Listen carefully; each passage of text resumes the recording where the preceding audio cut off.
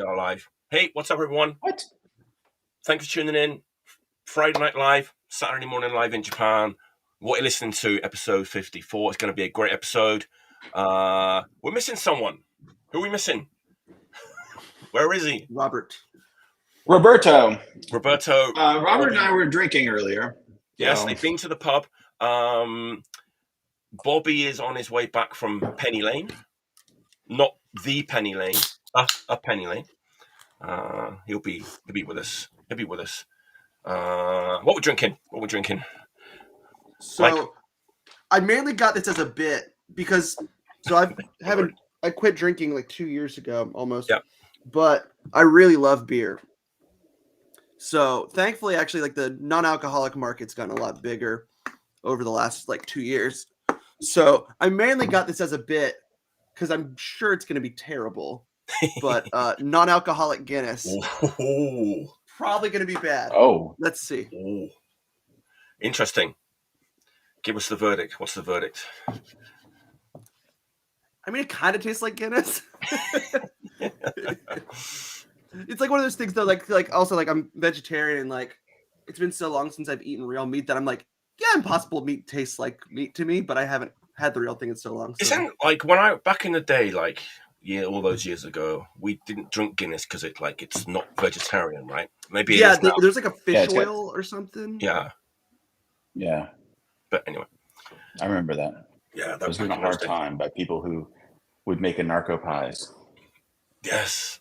Exactly.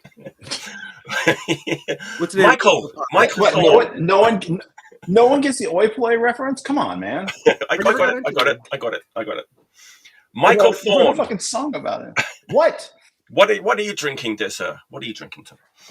So this is called a Velvet Walrus. It's from here in Richmond. It's a coconut coffee stout. I also have the backup. I have a whiskey. What? Beautiful.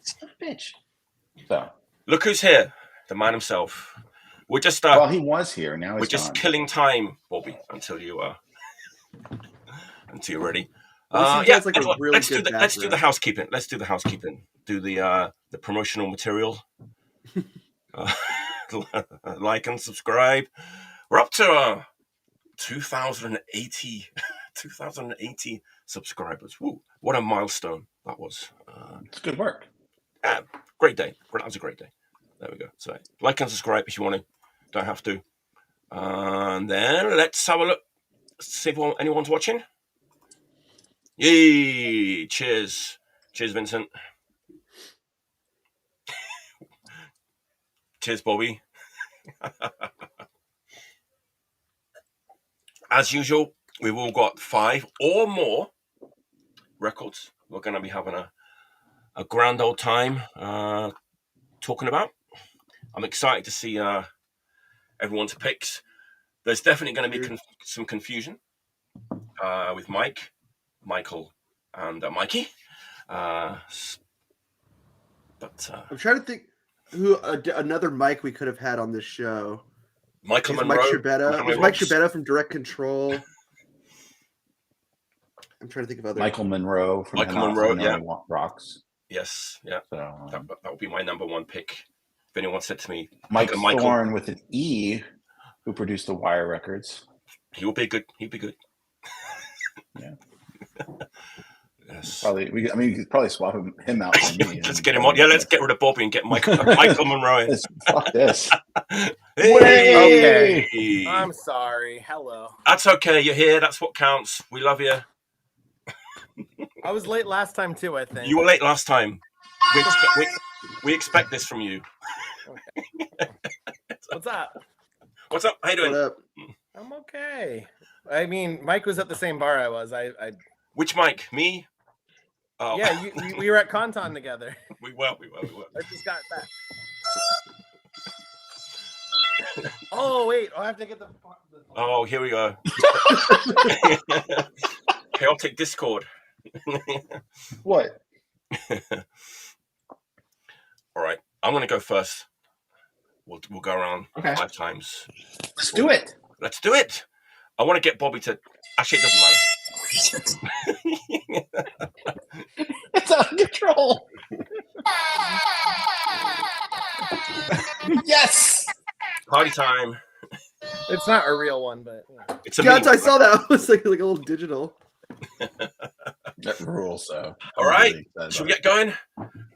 Let's get going. sure. Cheers, everyone. Cheers. Sierra Nevada. Yeah. Yeah, let's do it. Let's do it. Let's do this. Let's do this. All right, I'm going to kick off with Japanese hardcore, contemporary, raging Japanese hardcore. Very short-lived band, very short discography. Fortunately, the fine fellow at FOAD Records was kind enough to put the entire discography onto one LP, and I give it a thumbs up. Let's have a look at it. From Sendai band, Eyescream. I don't know this. I don't know this one either. Okay, yeah, it's one of these like newer bands. Like how new are we talking? What's that? Like how new are we talking? Well, they've already broken up, like 2018 to like 2000, Okay, yeah. 2017, 18, 19. Then they broke up. Okay. Gotcha. 2 demos, some compilation tracks that are on here. This has like Keiketsu and No. I've talked about these bands before. They're kind of like younger bands with their own scene, playing ripping hardcore with some kind of like other arty kind of influences. This is like the most straightforward, like charging, like straight ahead, like old school 80s, 90s, like Japanese hardcore. Hell yeah. Oh, Yeah. I love the name. Oh yeah. Yeah. Female vocalists. Yeah. So people are going to say, oh, it's like the Comes. Or Yeah, I was about to say. people are going to say that right off the bat. And there is a little bit of that 80s like feel. Like the early 80s kind of thing. Yes, yeah, like first wave of like Japanese hardcore, but there's also like the 90s stuff in there too. Great stuff, really good stuff. Yeah, I think like the compilation track's my favorite, but the first demo is also great. Yeah, it's a shame they broke up, but yeah, I mean, when you say 80s style, it's one of those things that always throws me because it's like, is it gauze style, or is it more like, or is it more like, I don't know, like pick another one. I always feel like Gauze had their own style. Yeah, because I know like NK6 it sounds like gauze, right? Like that's the kind of vibe it's going for, right? Like, and so, but you're saying it's more along the lines of something like Comes, or like, or is it more like an 80K style band? Good question. I would say Comes, the more hardcore side of the Stalin, which is also kind of ADK-ish a bit, right? Early Lip Cream is another one I will throw in there. Just straight ahead charging, like no frills. We haven't got like the dual guitar solos and stuff from Burning Spirits yet, right? Yeah. So they wouldn't be there's quite not be that on like melody. complete. They wouldn't be on like complete death or anything. No, it's more like real, like that first wave, not flashy, and a little bit those like hard rock riffs in there too. But cool, good stuff. It's a shame they broke up, and it's out there. Yeah, sounds great. It just came out. It's out there. Okay, easy to get. It's on FOAD. FOAD. Yeah. There we go. The entire discography. Oh, I forgot to say, there's also, because their discography is very short, they had to throw on like a live set at the end, which I'm probably never going to listen to again. But I never listened. Like whenever like you see like reissues where it's like some like Metallica 4-disc Ride the Lightning things. Like, I don't think I'm ever going to listen to that. It's like if I do want to like Metallica record. Well, that's because you're dumb, Mike. You tell him.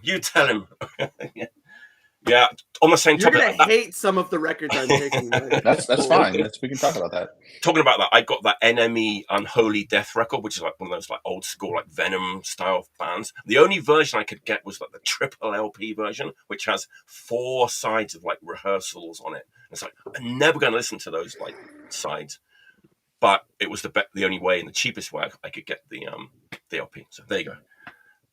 That's my first pick. Eyescream. Japanese. That sounds great. Raging Japanese hardcore, female fronted, female vocals. There you go. How about it? All right. Who's going next? Michael Thorn. You're up. Oh, I got a litany of things over here. Let's start with something old. This is probably the oldest thing over here in this pile. I'm gonna throw out this thing. Oh. So I love Deutsch Punk. If you get me going, I love East and West German Deutsch Punk. I love this is probably my favorite Slime record. I probably like Ali Gegen Ali more because it's a little bit slicker. It's more it's got catchier riffs on this one. But I think this one is this is the primal record for me. It's got all the hits. It still has the censoring on it, right? Where you beeps. So it's kind of nice in that regard. I love Slime. I think there's some people who have said basically Slime could basically be the German version of the Sex Pistols, I guess, because they're early enough punk record. So are they 70s? I think this record came out 81, I think. 82. German punk is a blind spot for me. Oh wow! So I highly recommend it. Slime's a great place to start. Yeah, Slime is catchy. They still play. They just put out a new record last year. Yeah. It was the first record without the original singer because he had some kind of sickness. The new record is good. It's not great. I think of it in the same way I think of Bad Religion putting out new records where they're like, oh, this one song is okay. The rest of it is garbage. It's like that kind of. But this record though, Slime, this one, Ali Gegen Ali and Yankees Rouse, those 3 LPs are perfect. It's melodic. It's definitely 80s punk. They are still an actively anti-FOAD band. Just absolutely brilliant stuff. I cannot recommend this band enough. Embarrassing note, I once traded a copy of Heresy's Thanks for this record. What? So, whoops. So it goes. Not this particular copy, but yes. I don't know. Yeah. That's a great pick. We haven't had much of that first wave I was thinking of German stuff or second wave, what do you want to call it? That first wave of German hardcore. Would it be fair to say that? Yeah, I would call this. To me, that's a hardcore record. Yeah, Yeah. This is a hardcore record, but it's in the hardcore record in the same context of First Youth Brigade, U.S. LA band is a hardcore record, that kind of stuff. Or even definitely melodic Stalin in that way, I would think. Then like Stalin, how Stop Jap kind of rides that line of hardcore and punk. Yes. It's that kind of thing. Yeah. So that's my pick. That's my first pick. That's a great first pick. That's great. It's kind of opened a little door for me because I've got a ton of German stuff I never talk about. We should talk about stuff more. I think Mike has his entire record collection by his feet, right? Actually, me? I have my entire beer collection by my feet. I don't know anything else. No, I promised I was going to talk shit, so I'm here. That's all. What? You? I promise. That's as spicy as I'm getting. Spice one. I'm disappointed. All right. Mikey, maybe get what's your first pick? All right. So, as I kind of said before off air, I just recently had a kid, so I haven't had much of a chance to congratulations, by the way. Record. Thank you. I appreciate it. It was 7 weeks yesterday. 7 weeks yesterday. Yeah, but I knew he was going to do that. I haven't had as much of a chance to explore a ton of records. So a lot of the records I'm talking about today, for the most part, are just records I've been revisiting that I found to be particularly powerful. Beautiful. So this first band, to me, was when I was getting into punk and hardcore, were just a foundationally important band for what was happening in North Carolina. I'm from Greensboro. And then at that time, mid 2000s, Raleigh was having a great scene that was kind of very much had a big connection with the Richmond scene. And at that time, when I was 15 years old, this band were the absolute top dogs in North Carolina, the first Double Negative record. Oh, that's a great record. I think this is just a really all-time great punk record of the last 20 years. I feel like a lot of to people from North Carolina or people who were around at the time, you're like, yeah, this is obviously like a classic. But I feel like to a lot of younger people, it doesn't get talked about as much. You know, I still see a lot of people talking about, like, because I'm in Richmond, you know, people talking about like bands like Government Warning and Direct Control and Wasted Time and stuff.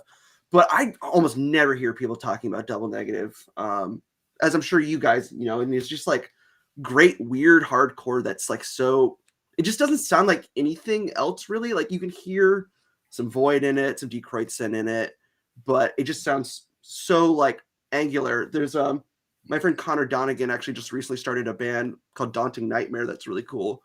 And it's one of the first records I've heard maybe ever that actually really reminds me a lot of Double Negative. Yeah, I think it's really cool. And also, not that this necessarily matters, but I always find them to be a really inspiring band just because of the fact that they were like in their 40s when the band started. Yeah. Because like it's one thing to it's one thing to like be a band that's been around for a long time, and like, you know, a band like Drop Dead, you know, it's been around in their, you know, like in their 40s or whatever. But like a band that like starts when you're like in your 40s and be this good, to me is pretty incredible.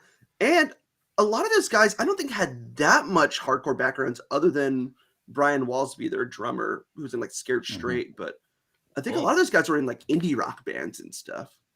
I don't know. Scott and Justin were definitely in hardcore bands too. Oh, were they? At least the first lineup for sure. And yeah, I mean, over the course of the band, they changed sometimes, but yeah, but yeah, I love this record a lot. It's really important to me, and yeah. Oh, it's a fucking definitely like top 10 early 2000s record. Absolutely, like fucking solid choice, man. Yeah. Did you ever get to catch them? Oh, a million times. Yeah, actually, I won't take the time to get it. Do it. Yeah. Take the time. Do it. There's a cool story behind one of these records. This 7-inch they did, I think it's called a Raw Energy. The live picture, and that's me at my very first hardcore show. Oh, back in my head there, because I had the bleach blonde hair.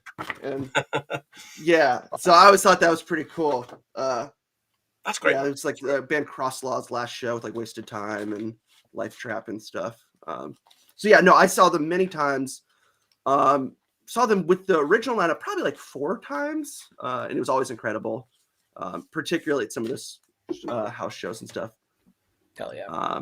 Yeah, and like some of the later lineups were cool, but it just kind of, it wasn't the same to me once the kind of core members were gone. But yeah, great band, love them. So it's funny because like I did not know this, but like 2 of the people in that band were in Days Of, which was like a Revolution summer band.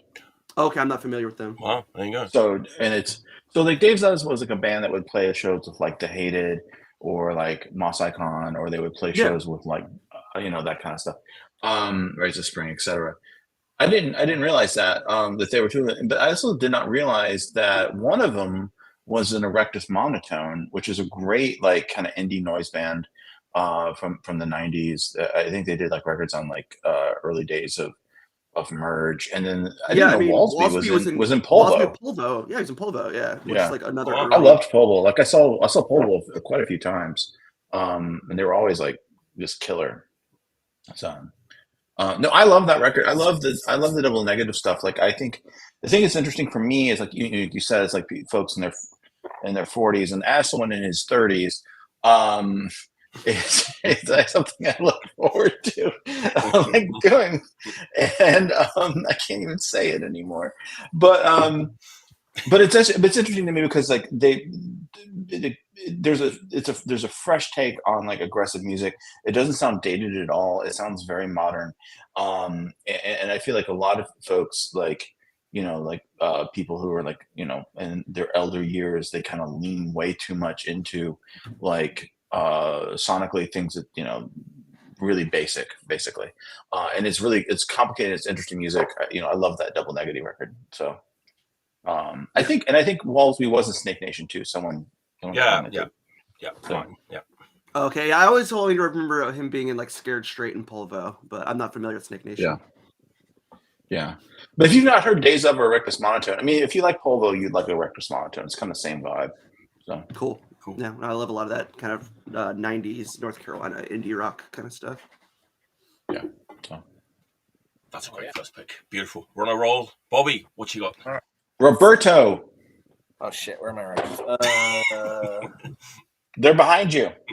Yeah.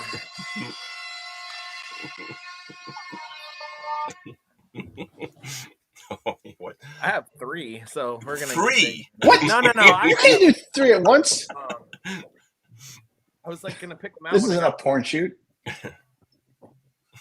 I was gonna pick them out when I got back, and then I got back at 10:01. You're doing great. You're doing Let's great. go.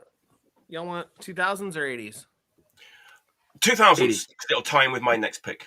You said 2000s yeah, first. 2000s. So. Yeah. Awesome. Yeah. I'm gonna go with one of my favorite 2000s picks. Yeah. Oh, that's a good record. I did this recently. I'm doing my love thing. that record. I do an annual. I go through my collection. I listen to stuff and I pull stuff out and I put in the store because I bring home a lot. It's just what happens being in the store, and I try to let stuff go on a frequent basis. And it lets me listen to stuff I maybe wouldn't have because I'm like giving it a fair shot. I like listen to it all the way through, and this is a band I got to see. I want to say in 2004, 2005. Whenever they broke up, it was their last tour. So mind the details. The lineup, however, I got to see them play at the Auto Bar in Baltimore, and they opened a show opening for the Subhumans and Leftover Crack. I'll let you guess at my high school age which band I was going to see. And Goals for they life. also played with From Ashes Rise and 1905. So it was a pretty cool show. I was going to see Leftover Crack. It's fine. So yeah, no, I like didn't know who From Ashes Rise were, and they like completely blew my. Yeah, yes, Mike, go ahead. Quick comment. I was in high school. It's okay. What's up? He was not in high school and got engaged at a Leftover Crack show. Who was? This dude I know from Oakland. Oh, okay. And then we declared him the king of the Oogles. So, anyways, continue. I'm sorry. I saw this band and they absolutely fucking blew my fucking mind. I love that record. And it was their farewell tour. It wasn't like even announced. It was just like that was the last tour they did. And it was with Leftover Crack and Subhumans. And man, they were fucking phenomenal. This record is like still holds up. I absolutely love it.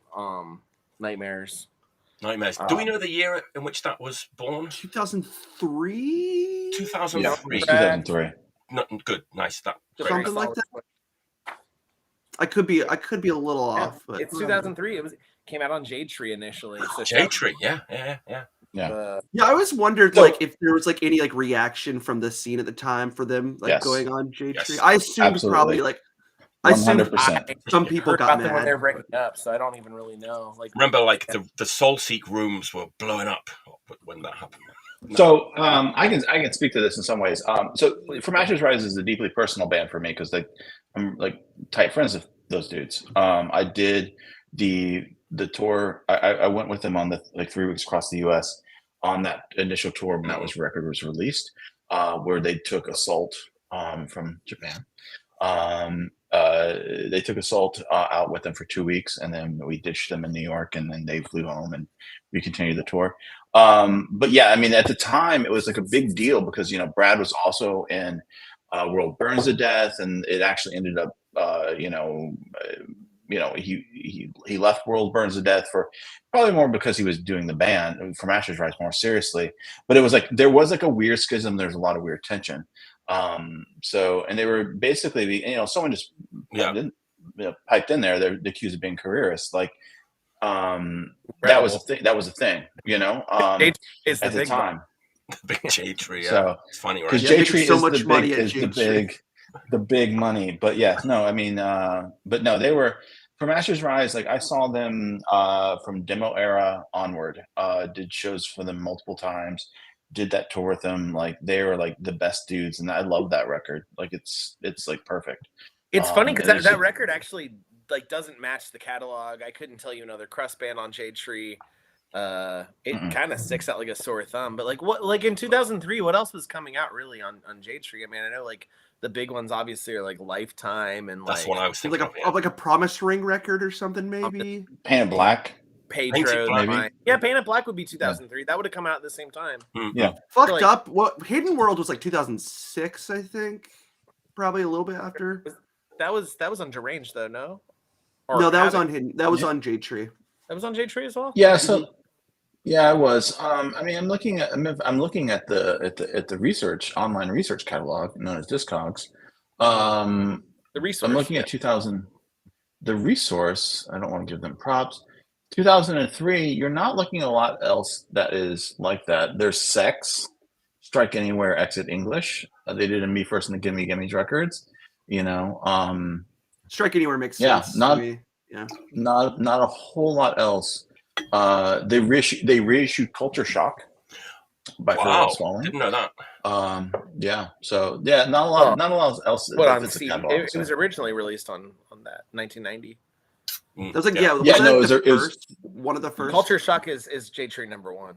Okay, I think I remember you telling me that once, Bobby. They reissued it on vinyl in 2003. That's what I'm saying. There you go. So yeah. So no, there wasn't anything else like it on it. I mean, I remember having conversations with Jared and Jared. What's his name? Darren. Not Jared. Darren. Why did I call him Darren? Jared. Anyways, I remember having conversations with them about it, and just being super amped for Master's Rise. I mean, I don't know. I mean, it was weird though because they were doing like press photos, and that's not a thing they would have done at the time, right? Sure. As was not the culture of the time. So. But I love that record. It's absolutely brilliant. Yeah, I think so heavy. Yeah, I feel like a lot of people kind of write bands like that off nowadays because I think I love like the really raw punk stuff too, but like so they'll kind of like write off stuff like For Master's Rise, but like the songwriting is just so good and it just like legitimately rips so hard. Like, yeah, I don't know. I love that band. I love that whole scene of bands are like really influential on the way I play music. Yeah, cool. Oh, the tour stories I have from that tour. So I don't think you're allowed to tell them after the show. No, yeah. Patreon only content. There's a knife. All right, I'm glad you picked that one because I'm going to go back to 2005. This record, like I've been having a good time with it. I like it. I don't know when I show it. I don't know if anybody's going to know what it is or if they've heard it. But it's from Colombia, 2005. And it really does take me back to that time when there was a lot of like Comic Sans fonts on the backs of records. A lot of like, was that a thing? Was that like a lot of like MySpace addresses where you could contact the Boom Boom Kid record. Yes. No, that's from Argentina. That just reminds me of like Swedish death metal bands loving like papyrus font and stuff. What else was I going to say? Punks getting their first computer, all that kind of thing, But anyway, pixelated artwork. Yes, let's check it out. If anyone's heard this record, I'll be really happy. If you haven't, doesn't matter. Here we go. Fertil, Miseria, Desplazados on Ruido. That record cover looks amazing. And yes, I want that. Ruido. That looks like something I would have traded for with like my label. Right, it's one of those. It was super cheap. This is what the back looks like. I think this is Comic Sans here. Man, I don't know, man. I don't know how big or how well known this band was in Colombia in the mid 2000s, 2005. It's great. It's like I kind of saw a video by this band as I was checking. They were all kind of wearing Ramones t-shirts and Plasmatic t-shirts, that kind of thing.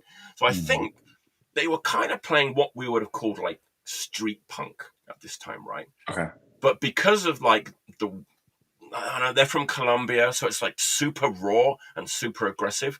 So it almost touches on like old like Colombian punk and old Spanish punk, and it's a little bit like more aggressive and than you kind of typical Western like American or British like street punk band. If anybody remembers street punk, is there anybody with a Tri-Hawk in the band?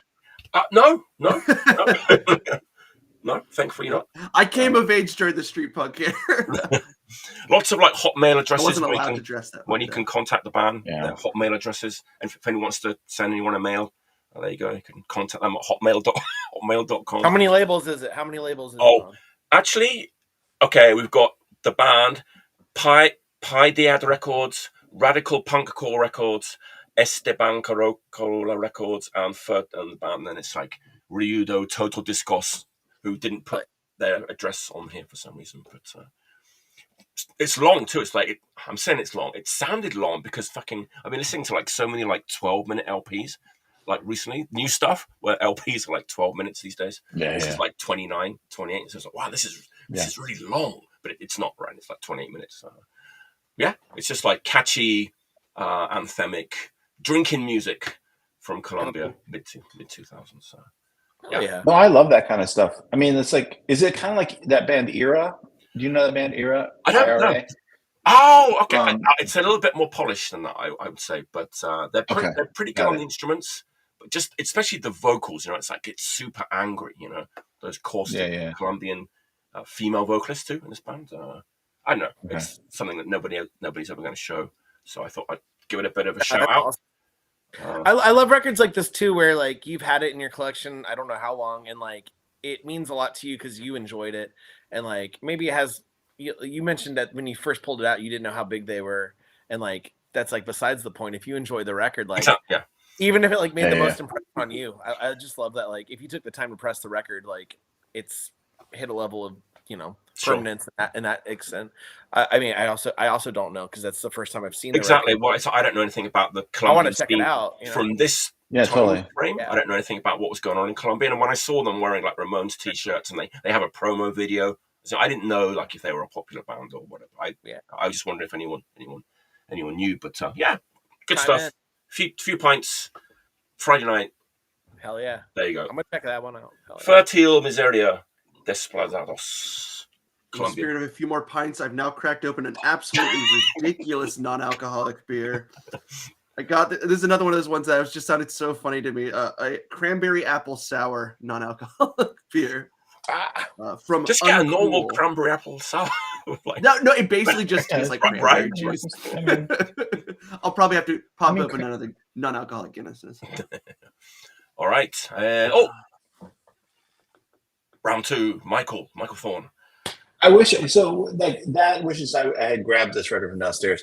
Like those Policarpia sus Viciosos. Great. You know that band from Colombia? Yes. Like my understanding is they're still playing shows to this day, but they've all moved to Europe, is my understanding. Oh wow! Because that's a great band from and I could be wrong on that, but that's a great band from Bogota. They are good, and they put out a new record not that long ago, right? Yeah, and that's what I was going to say. It's like that's what I kind of remember. Is like it looks here. If I'm looking at the source, they did a record in 2020. Their singles are just like ripping thrash, like. 3 ladies from Bogota, just absolutely stellar. Like, and I feel like one of those things, if like people like the stuff like Muro that's coming out now, like this is kind of like the stuff that like built that foundation. So I was going to mention Muro actually, Mike. I was going to say that record is not like what we're getting today from Colombia, and it's not like what we were getting in the 80s from Colombia. It's like some in between that I don't really know much about. So good point. Yeah, and it's weird because I feel like there was a huge scene of that stuff in like the kind of South American punk in the like 90s and early 2000s that was like heavily influenced by like the Clash, right? And like but also like Bobby mentioned Boo Boo Kid or like Fun People, right? That kind of vibe. So I'm going to talk about something funny. I actually bought this today. So this is the Relapse 7-inch. Relapse is a straight edge band from Detroit, Michigan, and it's not good. I think I saw a Relapse open for U.X.A today. Here's why I picked this out. For one thing, if you can read that, a man smite you on one cheek, smash him on the other. So that's hard, right? But more importantly, if you're familiar with like, I'm sorry, I couldn't read that. What did that say? Say it again. So, yes, if a man smites you on one cheek, not No. Not if a man. Fa man. For man. For man. Yes. Strikes you on the cheek. Then smash him on the other. Detroit. Detroit. Okay. So what's important about this record is I once saw them open, I think for Youth of Today at the Greystone. I'm like 80% certain of this. Here's the thing. Matt Weeks was in this band. So if you're not familiar with Matt Weeks, he does Council Records. He was in Ottawa, which if you're not familiar with Ottawa, you should definitely pick up the Ottawa release that came out. Ottawa was the band that was the reaction to his other band, Current, which was kind of a band that sounded like Rites of Spring, kind of emo-y, getting just dragged through the shit in MRR. So then they were like, we're going to do a band that sounds like ENT instead. So Ottawa was basically just Current with an additional singer, and it sounds like ENT, more or less, right? It's outstanding. He also has continued to do things to this day. He does Council Records. He's in a band called Wrong War right now. Wrong War, if you haven't heard that record or any of the records, they're fucking great. It's like a modern take on that second Articles of Faith. It's kind of the best way of talking about it. It's so melodic, super aggressive. Yeah, give thanks. Yeah. Or In This Life, rather. Or In This Life? Is that right? Yeah. So, yeah, so it's melodic, fast, aggressive. Again, it's kind of like that Double Negative record. And this is kind of why I wanted to pull this one up here. Originally, I wanted to pull this up because it was comedic that I found this today. But you were excited. But you were excited. I was super excited about it because I love bad records. But this is not good. But the Wrong War stuff is really good. And it kind of reminds me of the context of Double Negative, right? Where it's people in their 40s who are still doing the thing, still creating interesting music that is, doesn't necessarily it's not some shit band full of like old people. So it's really interesting. So yeah, Relapse, it's on Progression Records. I mean, look at that picture, I mean, yes, you got ball caps, you got hooded sweatshirts. I know a lot of people like to dress like this these days. Don't do it. So that's there any ball chain necklaces in there? Definitely. Looks like it. There's definitely somebody in the room had one. There's definitely what appears to be a short sleeve shirt over top of a long sleeve shirt. What, like this?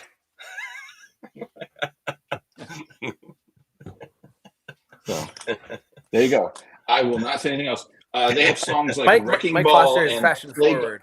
Yes, fashion forward. Yes. That's a unique. Things come back around. Everything goes back around. No, the real. So that's my second pick.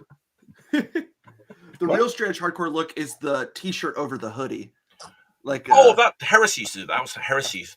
I used to say that was, I think like all the pictures like DYS from back in the day.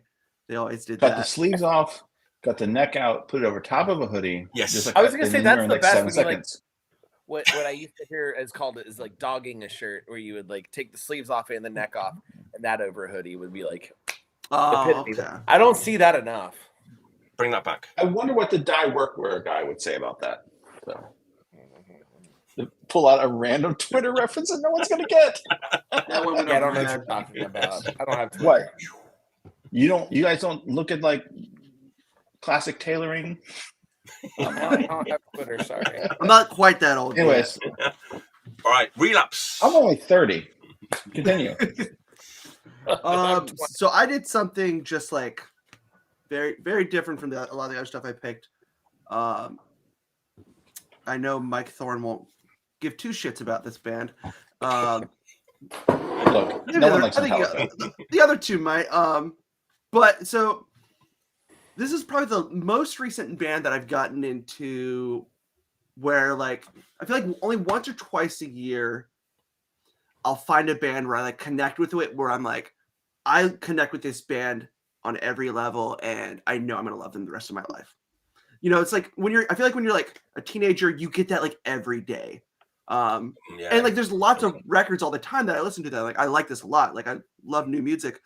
But that kind of like deeper level where you're like, I want to dig into all this band's records. is a rarer and rarer feeling as I found as I gotten older. But this is like a kind of like, to me, a comeback record by this band. They never stopped making records, but they kind of, in my opinion, stopped making good records. And they did like a lot of stylistic deviations.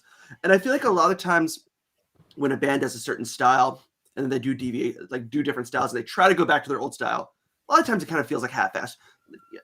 Like, I know you don't care about the Mike Thorn, but like a band like Metallica, when it's like, okay, we're going to try to be a thrash band again. And it just like doesn't feel sincere, or it's just like, they just don't have that energy that made the early records good. But this is an example of a band returning to their older sound that I think is really sick. Paradise Lost, Medusa. That's a good one. I really like this record a lot. Because their early Death Doom records to me are, absolutely incredible. I wouldn't put this record quite on the level of like Gothic or some of the other early ones, but I think it's really good. I like it a lot. Did you ever get to see them like early on, Mike? I didn't, because when I lived in England, I really didn't care about that kind of music, but now I do. But the funny thing about that record is, I remember like Chris Corey, he's like the expert on like that kind of stuff. He was like really excited about that record. It's like, yeah, this is like the best record they've done for a long, long, long time. It's really good. Yeah. The one after that, their most recent one's really good too. It's cool because it's like, because they started out as like a doom metal band, like a kind of a death metal doom metal band. Then they became like a hard rock band, and then they became like a goth, like pop rock band. Yeah. And this record to me, like, it kind of is like everything that they did, but like synthesized in a really cool way, where there'll be some occasional clean vocal parts that like are very like rock-ish, but then like also just like really heavy stuff. I love this record a lot. Actually, I think I talked to Patrick Camion about it, and we both agreed that this is like their best, like most recent record. Absolutely. No question. Yeah.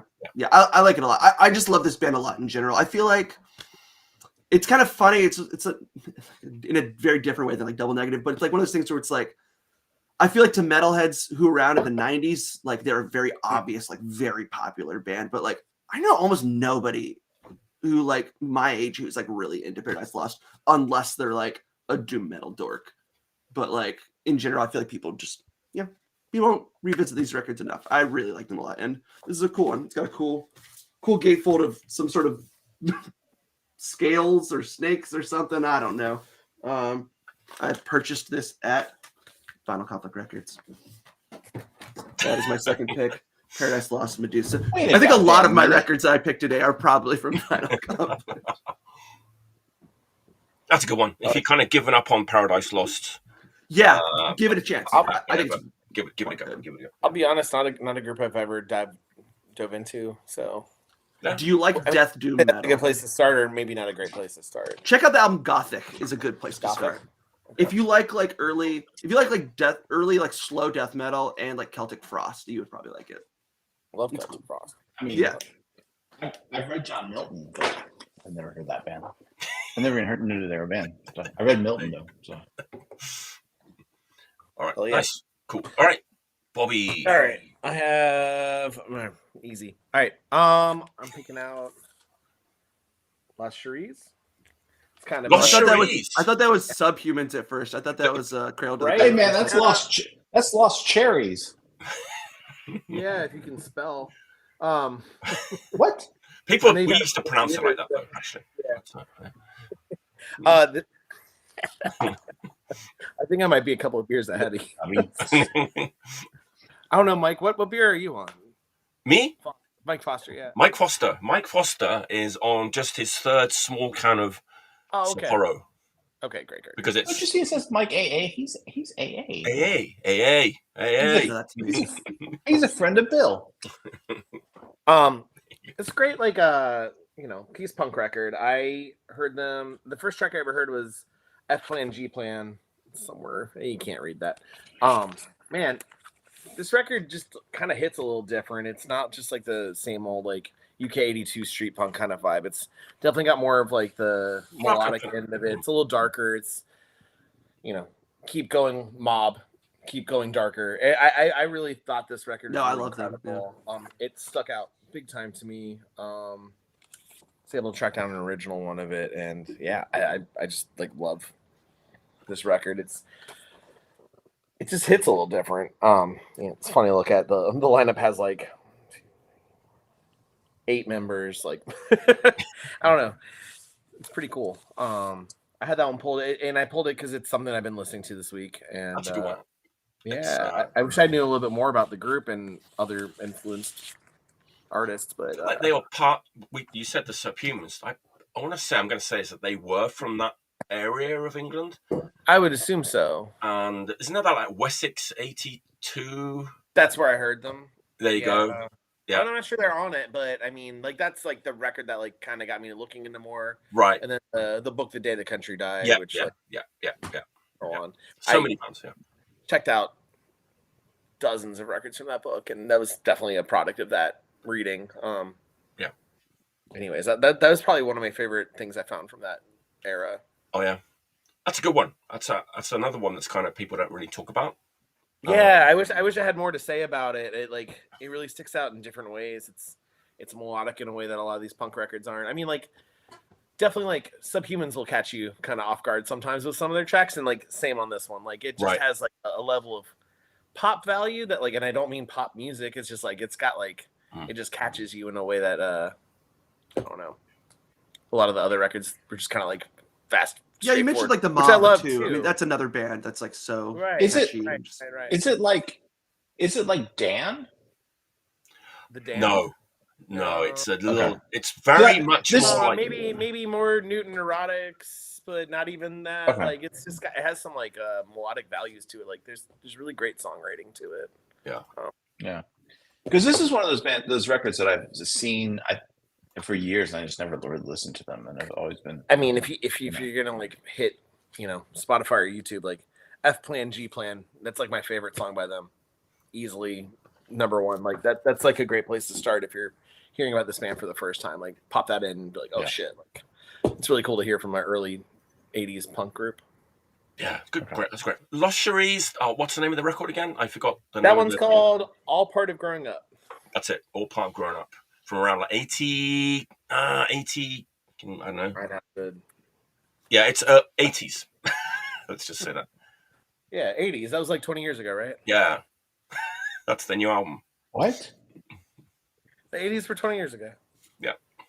All right, hold on. I'm going to hit the resource. In my brain half the time. So let's know in the comments when it came out. You don't have to look it up. No, I'm looking it up. Hold on. I didn't want to open the internet because I'm going to start ordering records. Formed in 1979. This full length came out in 1984. So there you go. That's why I was thinking 83, 84. That's all we got. Yeah. All right. Cool. All right. I'm going with I think this is regarded as a classic. It's completely new to me. Man, this has been like blowing my head off like ever since I got it a couple of weeks ago. Going back to Spain like 1983, same year. 83, 84, same year as that Lost Cherrees. Female fronted band from Zaragoza. Anybody want to guess what it is? Is it Volpes? Close. We're in the sort of like, we're in the same ballpark. Cocadictos? No, I knew it. Hey. 10 points. Is that similar members? Is that the same singer? No. Okay. She had fun like it's in the music video. This record is like Jesus Christ. It's like obviously it's like 83. So they're doing like a Spanish take on like I guess U.K. 82, but every song just like is like fucking catchy and raw and like anthemic, and it's like I had to resort to the Spanish punk professor on this one, Paco from La Vidres and Mercy. He's like, yeah, that's like one of my favorite records like of all time. It's just a classic. Oh yeah, this record's outstanding. Right? Like it's, I love this LP. It's so. I've had copies pass through, but I haven't like stopped with it, unfortunately. So. Yeah, it's been reissued a couple of times. It's like don't tell me when I said that. Yeah, this is the most recent reissue. It's on Bam Bam Records from Mexico. Just ripping. I think Munster did like the first one, right? Oh, maybe. Reissue. Yeah, there's been a couple of reissues. It was on Bazofia records originally. Yeah, just like a ripping, raw punk from like 83. But it's melodic. It's melodic. It's catchy. It's in that. I mean, because it's in that way that like a lot of Spanish punk is that like what was happening in Spain was a few years behind of what was happening everywhere else, right? Right. Like it's more punk, yes, and less hardcore. Yes. So, and it's like so raw. But it's so good. Yeah. Everybody, if you haven't heard this record, look at it. Cocadictos. Honestly, I don't know how I lived for the past 30 years without having heard this. It's fucking amazing. It is outstanding. It's outstanding. Like, I'm happy to have this in the collection. So that's for me, that's one of those records that it's like that's what I wish Volpe sounded like. Because Volpe hints at it, and if you've ever listened to, because there's a Volpe single, right? Right. But then there's the Volpe's demo, and the demo hints at that, but it doesn't quite hit the same stride of velocity. Right. Right. Right. And so that's the kind of thing is it like kicks it up a notch. Yes, absolutely. It's got the like chainsaw guitar sound, but it's still catchy and melodic and totally. Classic, absolute classic from Spain. Nice. Cocadictos. I love it. I love that. I love all that Spanish punk though, like in general from that time frame. Like just like Larson. Who's the band that does that? Chicos de los Calle. Even that. I mean, it's but that's not even an actual punk band. But I actually had another one that I was gonna show, Mike. I was gonna show this one actually as well. Yeah. Ultimo Risote. Yeah, that's fucking killer. So yeah. I went with the Cocadictos because I'm more excited about that one at the moment. But there you go. Yeah. All right, Michael Thorn. Well, I mean, I've got the stack over here. So here's what I'm going to do. I'm going to talk about this one because I think for me, this band in some weird ways was transformative. Ready? So this is the Gordon Sullivan Motherfuckers. Yeah, Chair Shot Politics. I kind of like the songs on the 10-inch a little bit more. But this one is like a buzzsaw, right? And the thing about this is, for me, this kind of epitomizes that whole 90s Clevo thing, right? Like the kind of pushback against like the more metal aspects of like hardcore that was going on, the pushback against like your integrities and whatnot. The kind of, pushback against in the kind of early days of like the so-called thrash revival, right? So like I think this came out in like 98. This record is perfect, and then you look at the reverberations of the people that are involved with it.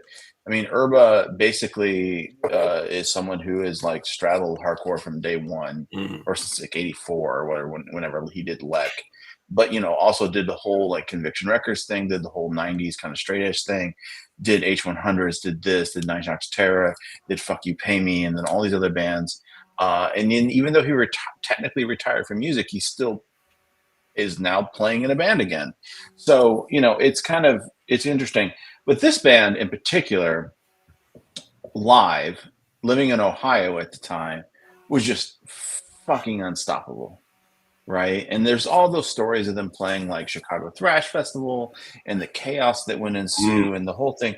But there's a lot of like how the 90s sucked for hardcore in the United States for the most part. Like I've got other records I'm not going to necessarily talk about, like Fit for Abuse 7-inch or whatever. Like, I could talk about like Failure Phase. I could talk about these bands that were like the good bands. But like this band, like it brought the fucking party back, right? And I booked them once, and they did a show where it was an all-dayer that I had booked, and they shut the show down because they brought fireworks and dildos to the show and they threw them, and it panicked the guy who ran the club. They also brought a table which they body slammed someone through, but so it goes. I wish there was more of that. But yes, I mean that's the thing. I love that they were basically like, we're just going to fucking come to your town. We're going to destroy shit. It's the epitome. It's like everything H100s could have been. It's everything the Upstab tried to be. It's just like this band is perfect. And if you look at like, you know, Jimmy is now in Eel or whatever he's doing in Pittsburgh right now. He was, last time I saw him, he was like singing from Bad Religion cover band. But like he was in Eel, he was in Annihilation Time. You know, Wedge is the person who basically brought Japanese hardcore to the United States. Like, you know, Urba is probably one of the best bass players ever played bass in U.S. hardcore. Like, you look at Sean. Sean is an amazing artist. You know, he did this record cover. He's done like a million other record covers. He did this Uniform Choice ripoff.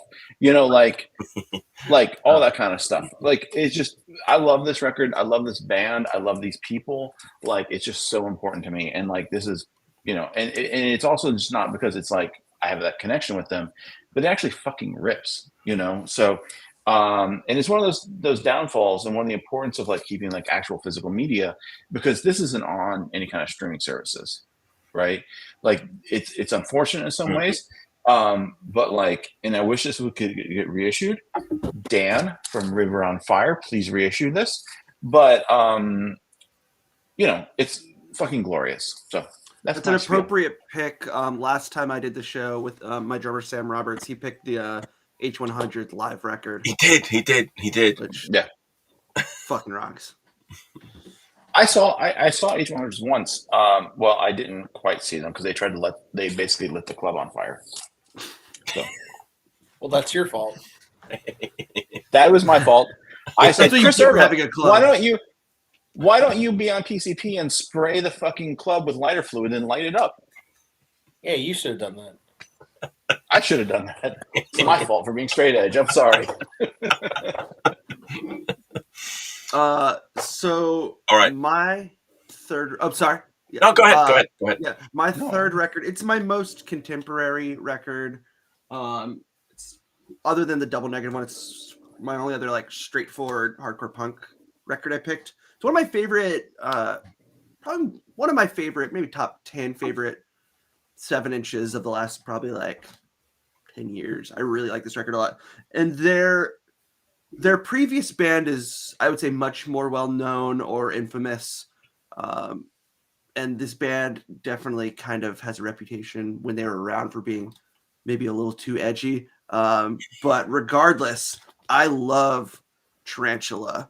They were the post-Kulo band, which I know a lot of people have mixed feelings on them. But to me, this record, really, I love Kulo, but it's just like, first of all, they added a bass player, which, you know, who would have thought that would be cool? And just the songwriting is really catchy and like really dialed in. There's the song here, The Computer Ate My Brain, which I think is just like one of the really cool, like greatest hardcore punk songs of recent years. I really like it a lot. It's just catchy and fast. And I think WAYLT mixed it or produced it, which is pretty cool. Yeah, I definitely recommend people check it out. Now they do a band I think called Man Eaters, which is like a little more like rock and roll. And yeah, I mean, I really, like I said, I really love Kulo. I saw their last show. You know, they're a band that was, you know, known for being a mess in a lot of ways. Like the singer just like kicked me in the face. If you watch the video for the show, he just like kicks me right in the face. That's C-U-L-O Kulo, right? Yeah. With an umlaut over the U. Yeah, very important. But yeah, the Tarantula, I think they did 3 7-inches, and this one's definitely my favorite. So yeah, nice. Not a whole lot to say about this one. I don't have as much of like a personal deep connection with this one, but just a cool hardcore punk 7-inch. Nice, that's a new one for me. Yeah. Cool. Tarantula. That's a good name for a band. Yeah, it's good. I think what's funny about that is there was a Clevo band called Tarantula too. Well, that's like one of those names that probably a million bands have taken. Yeah, it's Tarantula Hawk too, right? Yeah. All right, Bobby, are you ready? I have 3 I can talk about. I'm just trying to figure out which one. Go for number 2. Not my first pick. While you deliberate, I actually kind of got to use the bathroom if you want to think about it. Oh, no. By all means, go for it. Yeah, look. I'll be right back. Also, garbage time. It is garbage time. Can you hear that? Shh. Yes. Oh, well, that means I can eat pizza that my wife gave me like 20 minutes ago. Yeah, eat that pizza, son. Mikey had to go to the bathroom. He's only at what, like 2 non-alcoholic. I mean, alcohol. I mean, liquid, man. Well, Liquid. dude, Liquid. To be I fair, guess it doesn't matter, I right? was like number 2, and he was like, I gotta go to the bathroom, and no. That's all. I'm like, do I want to pick? I'm like, do I want to talk about the record that I pulled, or do I want to talk about the record I pulled secretly while he was talking? Like, I'll eat pizza. That's Is it Culo or Cuelo? It's Culo. Culo. You're giving them too much credit. Because Cuelo is like that insult that they would yell at their band's named after asshole. Football matches. So I booked them once. So now this is the Mike, show one of your extra ones that ad break. Oh, I've got so many. So let's talk about. I've never been able to pronounce this. Oh, I have a funny story about that one, but continue. So Polish punk, right? It's weird. Love that record. That record's it's fucking great. Sorry about that, guys. Also, grabbed another non-alcoholic Guinness. The homies, no problem. I'm back at it. The homie who does Refuse Records and out of Germany, Robert. He's just done a couple of reissues on this. Robert has done a few reissues on this kind of their stuff in general. Just kind of angular, kind of weird. Like if you can track this stuff down or get the reissues, like Polish punk, certainly aggressive, right? Yeah. Not really melodic in any kind of context. But that 7-inch is like a $10 to $15 7-inch. Like you can find it. It's just not in America. It's like, yeah. It's very affordable. It's awesome. I mean, that's the thing about it is it was fucking rules. It's like this was put out by the state, right? Like it's that era of compress? Like where Polish, on compress, yeah, it's on compress, yeah. And so like it was done in such giant quantities that it's easy to find, easy to track down. And in general, if you can find Tom Press stuff, it's worth owning and listening to, because a lot of this stuff is very interesting. You can, when you start to think about like Polish punk and like in the context of like what they were able to track down, what they were able to get as being influential. It's kind of a cool mix of like heavy dub, Joy Division, Sex Pistols, Discharge, etc., and kind of all rolled up in one. So this record, though, like get a 6th record. Oh, okay. Well, we had to kill some time. Yeah, you don't want to take a shit, man. Like I went to take a piss. Well, that means something different in England. So. Yeah. We're just a bunch of pissed up cunts hanging out, talking about at Penny Lane. Go to Penny Lane. Yeah. All right. Great. That's great. Polish I punk. double back that record. Robert also showed me that record, and man, it's just like phenomenal. It's like at its best, it's at its top, it's $20. Like, and you're getting like a nice copy. Yeah. Like, if you're ordering it from Europe or if you're finding anybody anywhere, like it's typically anywhere between $5 and $15, and like that is people talk about like cheap fucking solid records, and I hope I'm not fucking the goddamn market up with it. I agree with you. Like it was pressed by Tom Press, which is a government label, and there are probably thousands and thousands of that record, and that should be a home name. Like Easy and Zena is awesome. My friend is Polish, and he was trying to tell me that like that doesn't actually translate to something. It's the letters TZN, and it doesn't have a second meaning. And if I'm wrong, I don't speak Polish. That was what was being explained to me by my friend. I love about what he's showing right here is all the Tom Press records are injection labels. So that's like a squeezed ass. That's not a picture. That is pressed in that shit. Yes. Hold it closer, Mike. You see that? Yeah. All their center labels are absolutely beautiful. Like they press the center label into really the record. Cool. Yeah. Which I've never seen before. I don't know anybody modern doing it. It's very cool. Yeah. I got some Kate Bush Polish records would have the same. Oh, that's awesome. Yeah. I try to look for Tom Press stuff to import, but have you ever seen the Russian stuff that was done on X-ray film? not in person, just on the interwebs. Yeah, like there's so they would do with things like you would get a Joy Division record and they would press it on X-ray film. Yeah, so it's a 12-inch flexi basically, but it's like a sheet of X-ray film. So it's pretty cool in that regard. So all right, Bobby. the my 80s. record I'm more excited about. There you go. The record I knew less about because like it was hard to pick. Like sometimes I had a bunch of records I was like listening to this week, but I have little to say about it. Like I'll show you what I was gonna post, and I'm not gonna talk about it. And this is my pick. I was gonna talk about just being honest. Like go ahead. The Kick. It's a Swiss punk, like the label, which I believe is with a Static Age out of Germany. It's a cool like dark wave post punk record, and I don't know anything about it other than it's Swiss. And I don't want to sit here and be like, that was my pick. The end. So I'm going with Razor. Oh man. Hell yeah, brother. I don't know what that is. Phenomenal. This is the first Razor record I ever heard. So sick. I was told when like the record cover is just like nails against like a saw blade. The singer's name is Sheepdog. Yes. He's fucking like does these like incredibly long squeals. This is like one of my favorite thrash metal records. Are they Canadian? Canadian. Yeah. Classic. Yeah. Man, I've got 4 or 5 Razor records, but I still don't have that one. It's on. My god! I mean, they're all great. I don't think there's a bad choice. They changed a little bit through time, but this is like the one I heard first. And there you go.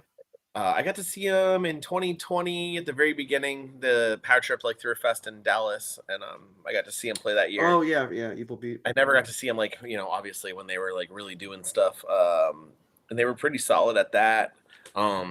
This record's fucking phenomenal. If you like thrash metal at all from anywhere, like that record's just like relentless. It's thrash metal, but it has this extra they really turn it up. Absolutely. Like I mean, if you like the concept of power metal vocals, like there's nothing power metal about this record, but the singer like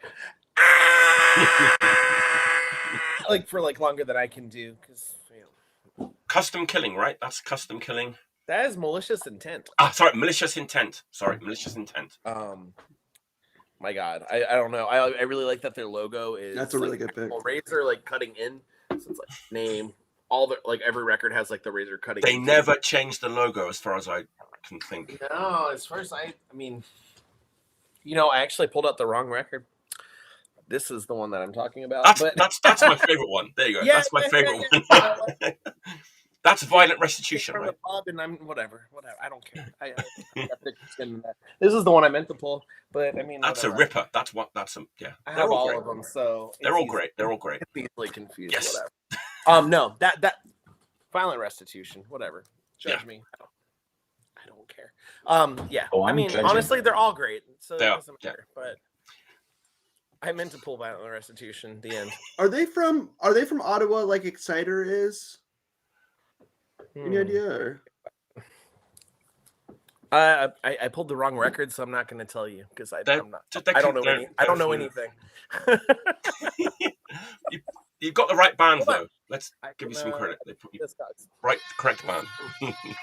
I pulled the wrong record, so I'm no expert. Yeah.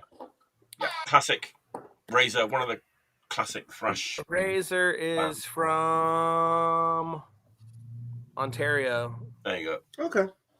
Gulf of Ontario. Gulf of Ontario? Guelph. Oh, Guelph, Ontario. Guelph. Heard it's beautiful this time of the year. Well known for its thrash. See for its thrush? Or thrush? Thrush and thrush. All right. The thrushes there are delightful. Posh Boy. What are we thinking? If I say the words Posh Boy, I love it. In regards to records, like Social Distortion comes to mind. Okay, there you go. Yeah, I mean, I love a lot of that early Posh Boy kind of stuff. But Agent Orange. Yeah. Doggy You're style. pulling out the Christine F record, aren't you? Channel 3. Oh yeah. TSOL. Love it. The Nuns. Black Flag 7-inch. Christine F. I've got one that I think. Wait, what Black Flag 7-inch was on Posh Boy? I don't know. Electric Frankenstein. Electro. Oh, we're going deep. Yo, they just came to the store recently. I got one that I don't know if this is overlooked. It just could be me that has been ignorant all these years. But I just got this one. It's an old Posh Boy record. It's just been reissued. I think it's pretty great. Talking about U.X.A. Oh yeah. Yeah. Oh, that band's great. Yeah. Illusions Yeah. of Grandeur. It's like what you would get from LA at the time, mixed in with like slower, like dirty stuff, which kind of makes it stick out a little bit from a lot of the other stuff. Again. It always, in my head, and maybe a while since I've listened to them, but it always reminded me of like what I think Christian Death is going to sound like. You know what? Okay, yeah, they're on Tooth and Nail. That's where I know them from. Yeah. I was trying to think of where I first heard them. On this reissue, you get the Tooth and Nail tracks like tacked on to the end Oh, of side A and side B. Yeah, it's great. Engineered by Spot. So it sounds amazing. Filthy guitar tone on this one. Filthy guitar tone on this record. I didn't know Spot did that. That's interesting. I didn't know he did much like non-SST stuff. Yeah. Pretty cool. LA punk. Maybe a little overlooked. I don't know. I would say Derby so. says thanks to Derby Crash on the thanks list and to Black Flag, actually. Thanks to Black Flag, Derby Crash, Search and Destroy. Yeah. Hell yeah. Did Culver shoot that cover? Probably. My God. Photography, David Arnoff. Oh, well. Yeah. One of the few. The one record Ed Culver didn't do. Yeah. U.X.A. Solid pick. Yeah, it's good. Good. Is that a Radiation reissue? It is. It's the most recent reissue. Yeah. Sam, I didn't know that. He said that the Louie Louie 7-inch was on Posh Boy. I had no clue. I just assumed everything was on SST. Yeah, there you go. Yeah. LA Punk, maybe overlooked. I don't know. It's kind of new to me, but there you go. Great record. I mean, is it? Am I wrong in thinking? Because it's been a long time since I've listened to U.X.A. Does it sound like the first, like early kind of Christian Death style, or is it more? You know what? I was gonna like that was how I was gonna describe the slower songs. I was gonna say the slower songs have a bit of a Christian Death feel to them. That was what like initially came to mind. Yeah, it's kind of interesting. They go from like a really like up tempo, like raw, early '80s LA punk track into like a longer, like slower gothic kind of death rock kind of song. It's pretty cool. Yeah. I mean, was Agnew involved with them? Oh God, I don't know. I don't think so. I don't think so. I don't think so. Yeah, I'm looking really quickly. Whoever played guitar though was great. It's like this real like fucking razor guitar. Oh, here's what's interesting is one of the guys was David Danforth was involved with Derby Crash Band though. There you go. That's interesting. Yeah. Not many records that have thanks to Derby Crash on the thanks list. Yeah. No, for real. Yeah. Oh, and one of them was in Angry Samoans. Huh. Interesting. There you go. Yeah, it's like it's great. There's so many records to discover, even from like back in the old days. You know. No, totally. I mean, it's like there's like because the Posh Boy Posh Boy did the Simple Tones. It's like I like drugs. Like Sorry, is that Raquel? No, that's Simpletons. Simple Tones, yeah. Yeah, that's what I was saying. It's like, that is that's saying Posh Boy did that record. Yeah. Posh Boy. Yeah. Wow. Oh, and I had no idea with this that it is split. Yeah. Huh. Interesting. There you go. Well then, Michael. What's your next pick? So I'm going to go something. So since we talked about Christian Death, so I'm going to go to something goth. This is recent. Oh wow, nice. Do you know Who's this? that? Silent Modern Hate. Is that the band or the band album? The band is called Silent. The record is called Modern Hate. So this is on 31G. And so 31G being of course the Justin from Locust and Death Club's kind of record label. This is goth. This is hella goth. To me, this sounds like sort of like if you took like Neurosis, Souls at Zero, Enemy of the Sun, mixed it with like that Norwegian band Breach, so it's like You super have heavy, my kind of attention. doomy and I'm gonna weird, go ahead and creepy. bookmark this. And then, but then you had Nick Cave singing over it. Oh, Okay. So it's spooky. It's super heavy. It's like heavy, but it also has these elements. Like there's a couple tracks on here that sound a little bit like it's punk, right? It's not as metal as say like those Neurosis records are, but it's like creepy. This is great. It came out 2 years ago. It's I love this record. I listen to it all the time. To me, this is what goth sounds like. So it's like if you are into like Love and Rockets and that kind of vibe, this is your jam, I love that stuff, right? Yeah. I'm totally. And so like this band's called Silent Modern Hate. I don't know that anyone even cared about this record. Like Never heard of them. and it's like it came out 31G. Justin sent it to me. Like fucking outstanding. I love this record. So I kind of want to talking about God, talking about cool. Christian death, proper goth. Yeah, it's really great. It's a weird record. But yeah. So. Nice pick, man. I didn't have you down for a goth kind of a guy. Look, man, I dated a lot of the goth girls when I was like 12. So I'm familiar with the smell of clove cigarettes.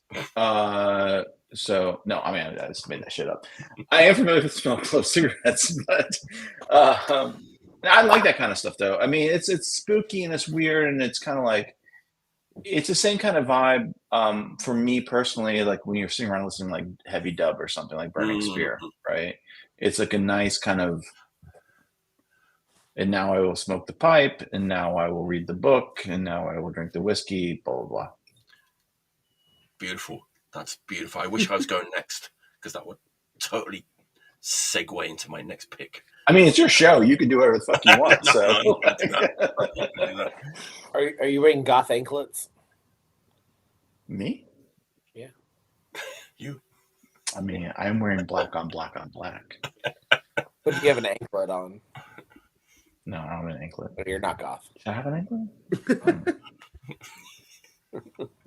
Mr. Kent! That's a great pick because it's new. Never heard of it. And it sounds great. Awesome. So I'm going to check it out. Yeah. Ta-da. All right. So my next pick is not goth, although I do love goth music and like post-punk and death rock and all that stuff. Yeah, I do love it a lot though.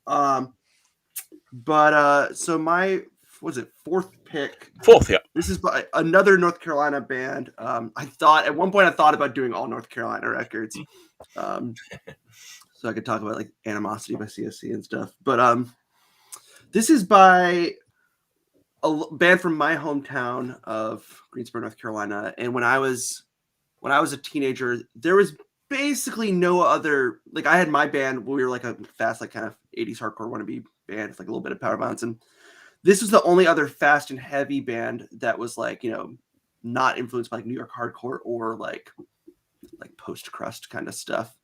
And this band, we really looked up to them a lot, and I just think they're really great. This was their last record they did, and it's funny. I think Mike, last time I was on, you kind of talked about how like sometimes when bands put out an album on like Relapse or Southern Lord, it becomes their last record.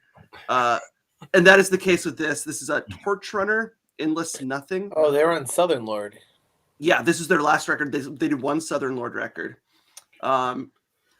So I feel like they broke up right when they put out this. Well, it didn't break up, but like slowed down significantly. They just played their first shows in a while.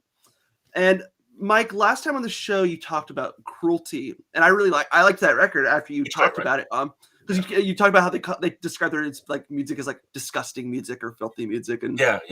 This kind of elicits a similar sort of thing for me, where it's just like it's blending so many different genres in a really interesting way.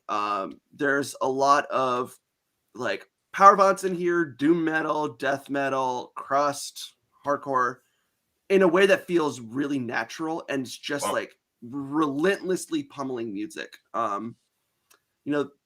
a lot of my favorite bands are bands that do that, of just like melting everything down. You know, like last time I rambled about like Neurosis, which is that's in a very different sort of way.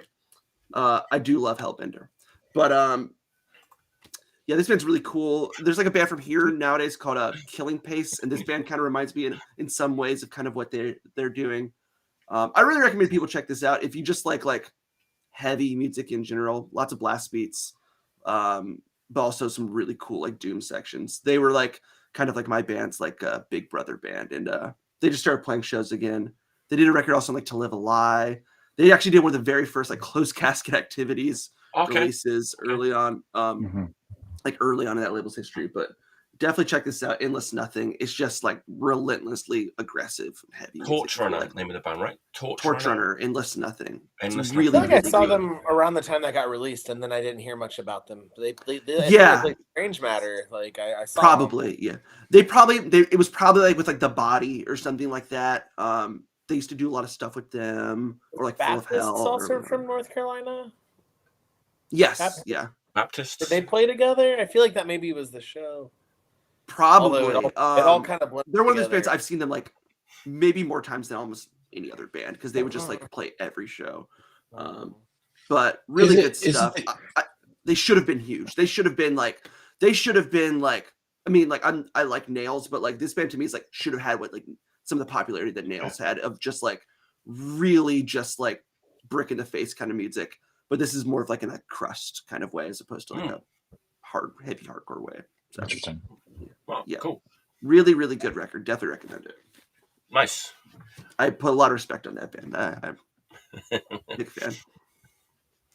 Beautiful. Oh yeah. All right, Bobby. I've been burning through my records, and unfortunately, I didn't give myself enough time to plan. But based off what we were talking about, you were at the pub. The pub? I was thinking about how we were going to see Mike, and the pub is. So I was working on getting Ben from the pub. Yeah. Oh, what was that? It's a New York punk. What is that? The Lust. The Lost. Oh, okay. The Lust. The Lust. Lust. Man, it's a really cool record. One of the tracks is like called "I'm Annoyed, Paranoid." The track's "I'm Annoyed," but it rhymes, and like I don't know. It's like a 1982 New York, derivative like the CBGB scene and all that stuff. They played with a lot of the hardcore bands, but they were like punk rock. And like, when a lot of the U.K. bands would come over, they were like the group that would play with and stuff. Super cool artwork with like Oozy Dog. Nice. Like a punk dog. Oh, that is a punk dog. Let's talk about that. That's what my dog looks like when it's snack time. Cork the Dog Records. But no, it's The Lust, super man. fun, That's a new one catchy. for me. Yeah, I was trying to think of like kind of older, funner things. That's great. Cool. Yeah. Is it more like? It's like it's probably more leaning into 70s style. And that's probably why Okay. they weren't bigger. Like I feel like they kind of missed the mark on like where their popularity could have laid. I think early 80s New York in general is really interesting. Yeah, I mean the bands they were compared to a lot of the other places at the time. Along the bands they were playing aside of, like I feel like they weren't necessarily like, I mean they weren't completely at the time, they were known, but I feel like the group they played with like kind of there's a lot like more the going Stimulators on. Maybe or something. Probably. I mean that seems a little earlier, but I've definitely seen them on flyers with more like the hardcore acts, and like they probably seemed a little slow for that. So the record's phenomenal. It's not super expensive. It's fun if you can find a copy. It's kind of hard to find, but like $30-$40, not $100, So yeah, super fun one. Yeah. The Lust. All right, last round. Cheers, everyone. We're having a good time. Talking about peel sessions last week a little bit. Actually, last week it was the ENT. Was it? I think it was. ENT, and then ENT was last week, and then we were talking about how how there are so many great like peel sessions records, and we kind of talked more about the crusty ones or the UK hardcore ones like last week, but Heresy and Heresy, Doom, and like Intense Degree, and then Carcass and Bolt Thrower and Napalm Death. Blah, blah, The blah, Napalm blah. one's my favorite. So yeah, I mean, there's so many good ones. Joy Division one's great. Yeah, there's like so many. Countless. We could go all night talking about our favorite peel sessions. Countless peel sessions. So hold that peel sessions thought. Hold the peel sessions thought. And then let's go back to, there's times I'm a little tired. Sunday night, I kind of want to listen to something that's kind of in the punk house, but it's kind of mellow and easy to listen to and nice. I have a few go-tos like that. Stranglers, Feline, Psychedelic Furs, Talk. Love it. Yeah. It's not really punk, but it's punk. It's like it's just real nice late night, like wind down the weekend kind of music. The Only Ones is one of my favorite bands in that kind of style that I just made up. Sunday night punk, let's call it that. I love all their studio records, but there's a peel sessions, right? And I've been looking for this for a long time. I couldn't find it. Finally got it. So let's have a look. Only Ones peel sessions. Yes, and it's the best record they ever made. Hands down. I need to check that out. Yeah. Yeah, I love the Only Ones. I love the Only Ones. Right? I'm like I'm such a poser where it's like they're one of those bands to me where like I love Another Girl, Another Planet like so much. Like I adore that song, but I've never actually dug deeper into the band. Well, that's the song that you never need to hear again, right? It's like one of those ones. It's like, but it's obviously a classic song. We're not going to like trash that song, but it's like, and there is a version of that on here, of course. But it's like 5 peel sessions, so it's a proper full length, peel sessions record goes from 79 to 77 through 80. 5 different sessions. Man, this is definitely their best record, hands down. If you like the Only Ones, this is an absolute must. Beautiful, absolutely beautiful. Hell yeah! I need to check that out. Yeah.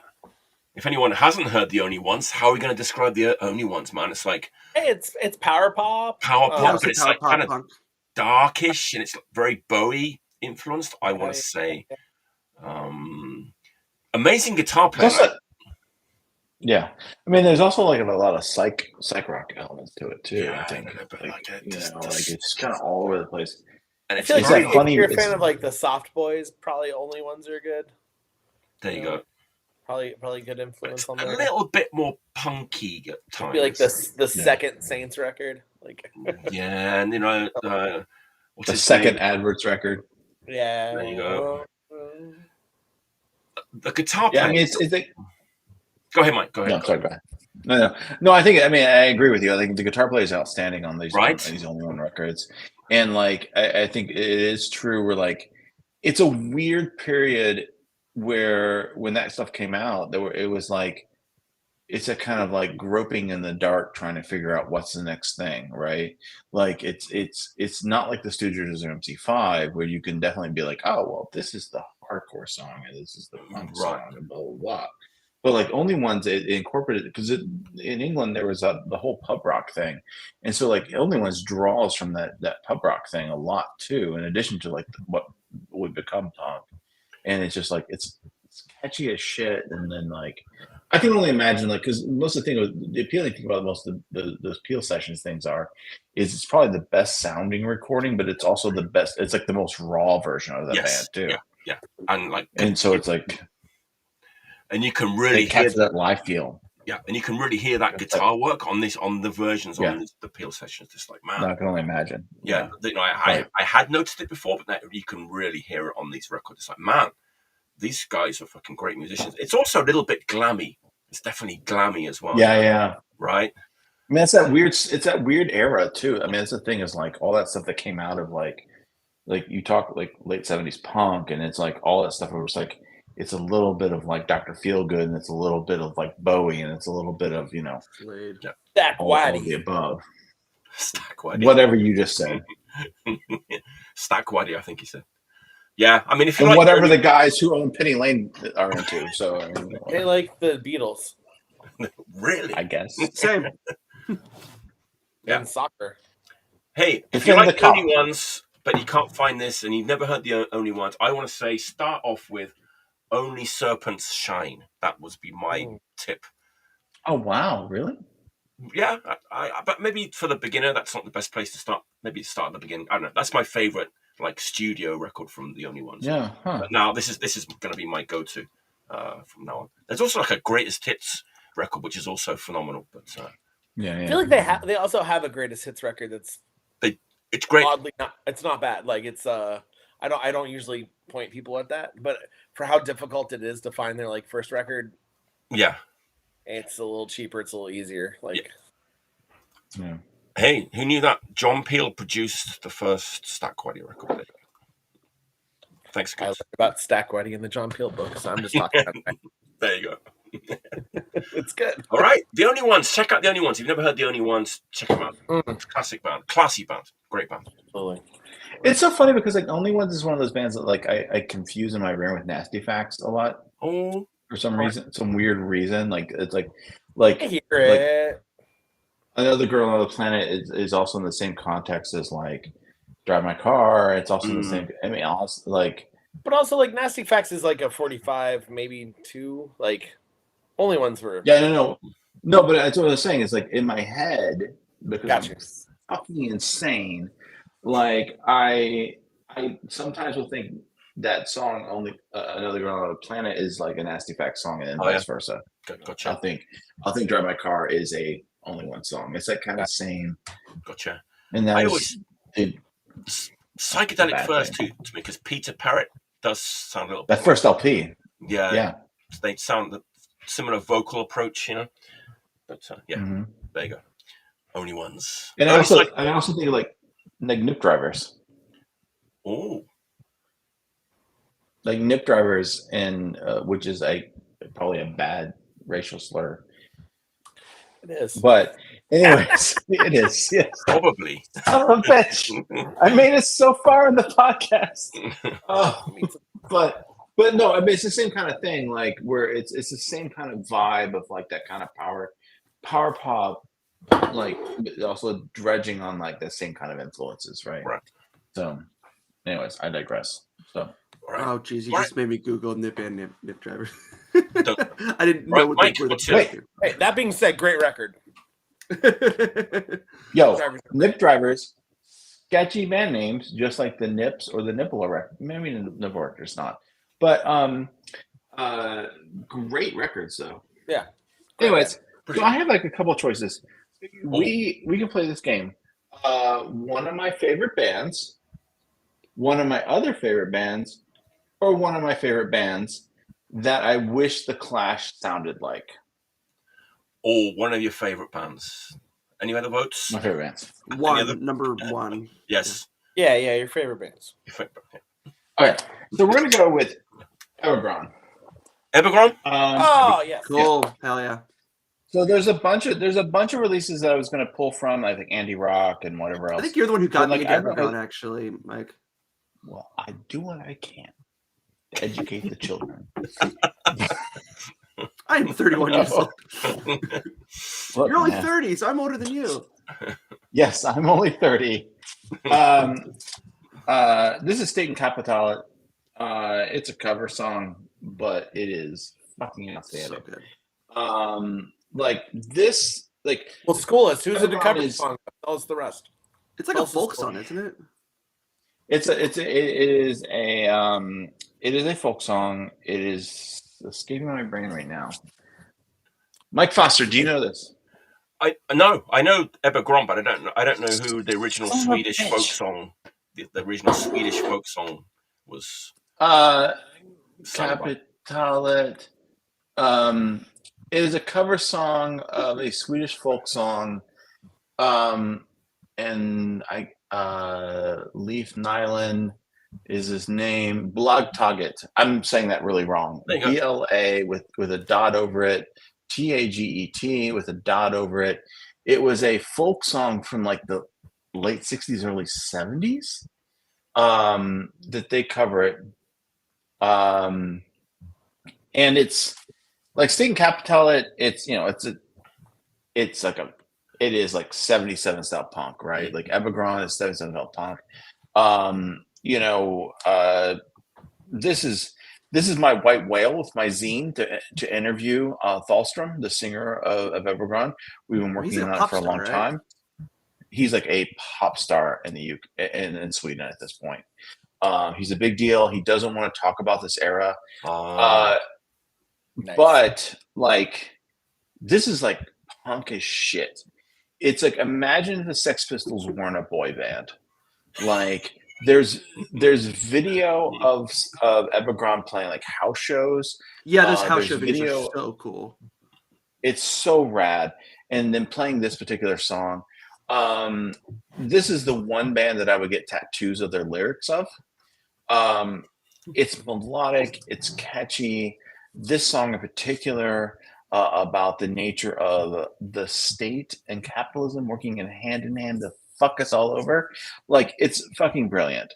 And I think the first time we'll hang out in Sweden, of all places, they put a track on one of the DJs. Was this the record that they played where everybody in the entire crowd knew every single fucking word?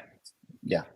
And it's one of those things where you'll see like this is the song when Metallica was doing that weird thing where they covered Iconoclast on Little Rock. Yeah, this is the song they covered. What? I didn't know they did Iconoclast. That's funny. Yeah, they did Iconoclast in Little Rock. Okay. Wow. They did Poison Idea and Poison Idea. It was like all these like really bad like half covers. Yeah, well, because the thing is like so Kirk is like Kirk is probably more connected to San Francisco punk than any of the rest of them because for whatever reason, Kirk was his personal assistant was a guy who was actively a member of like San Francisco punk scene. And was like Destructor was the name of his band. It was like kind of like sort of zygote, sort of amoebic style, but industrial band. He was Kirk's personal assistant, like, you know, like was on call to like do all this stuff. So Kirk was kind of tapped into that. And then like, I mean, those guys, as much as like I'm like, who cares about Metallica in 2023? They are legitimate music freaks, and so it's not totally out of the range of possibility that they would know who Iconoclast is, right? Especially with Trujillo in the band, because you know he was in like Suicidal and he was in like Kirk is also like friends with like Pusshead and shit. He's like friends with Pusshead. I mean, they're all friends with Pusshead, but like Kirk's probably still actually engaged with Pusshead. Kirk is probably the connection to Pusshead. And Funyara from City Indian, Japanese hardcore band. Yo, Funyara, what's good? Hello. Shout out to Osaka Party City. So there you go. But this band, Evergrande, taking it back to Sweden, it's a perfect song. All their records are perfect to me, at least. They do get more pop as they go along. But like this record, State and Capitalet, anti-rock, fucking brilliant. So the record like anti-rock, anti-pop, right? Yeah. What's the third one? Yeah, something like that. We're only in it for the drugs. The LP, like, is great. And again, like those videos of them, like on state television in Sweden, talking about the songs and the song lyrics. It's like, it's actually really inspirational. And Thalström, if you're listening, looking to do an interview, buddy. Give the man an interview. So that's Christoph funny. from DS13 is on the job. So this is funny. It came up last week actually about like Swedish guys from the punk scene. There's a few of them who became major label like pop star, like Robert Harula, right, from the Regulations and Mass Hysteria is now a big pop star in Sweden. It's not an unusual thing, it seems like, in Sweden. Oh yeah, you posted that one band, Mike, that was like that pop, that Swedish pop, like kind of new wavy thing. That you said was like punk adjacent. That was really good. I can't remember the name of the band. Invasion. Yeah. Invasion. Yeah. Invasion is like, because that's actually DS13 too. In addition to being X Refused, right? Yes. So it's like no, it wasn't Invasion. It was a female fronted band. I know Dennis. Anger Valet. That was it. Yeah. Yeah, they've moved far away from punk, and they're like a total like But dark band, but still good band. Yeah. Sweden, interesting place, you know. Land of snow and moose. And aquavit, delicious. Evergrande, great pick. I got to get more of their records though. All right, Mikey, what's your last pick? So for my last pick, this is another semi contemporary band, but like Torch Runner, they never broke up, but they kind of just now are started playing shows again. And to me, I feel like if I talk the way I talk about them, it sounds like I'm being hyperbolic, but I'm in my mind, I'm really not. I really think that this band is one of the great American rock bands of the last like 15, 20 years. Tenement. This is their album Blind Wink. I think people who maybe have heard some of their early stuff, it's you could diminish it by calling it pop punk or something, where it is guys who kind of come from the hardcore scene. Like they used to do like tours with Coke Bust, and they put out like a split with Kulo and stuff. But this record is kind of when they started incorporating different influences. There's like some like big star influence. There's like soul music influence. But seeing them I first saw them when they were on this record, and it was one of those things where although they weren't a hardcore band, they were one of the most like energetic and like in your face bands I had ever seen up to that point. It's really incredible, where it's like it's got like kind of Greg Ginn blast sort of like weird noisy guitar stuff, but then with like the kind of catchiness of like Husker Du, or like like a band like Leatherface or something, or like Dillinger 4, but then also like Dinosaur Jr. shredding. And nice. I don't know, I really think this band is absolutely incredible. They later kind of went even further in that direction of kind of more experimental stuff, and then also like just kind of more just like rock music, not like an AC/DC way, but in like a 70s. So on. Yeah, they did some really, really good movie soundtracks actually. Amos is their singer's also in the band Dusk. But I think this is a good record to start with for them, because it kind of, you get some of the weirder stuff, but then you also get some of the just really great, catchy melodic punk music. Is the album before Napalm Dream, or is that after? Napalm Dream was the first one, yeah. Yeah, man, that record, yeah. Yeah, that's fine. That one's great too. But that was the one. Yeah, really. Yeah. Oh yeah, Napalm Dream to me, that's like a perfect record. I love that one. This one to me, it's a little more uneven, but it's also really great.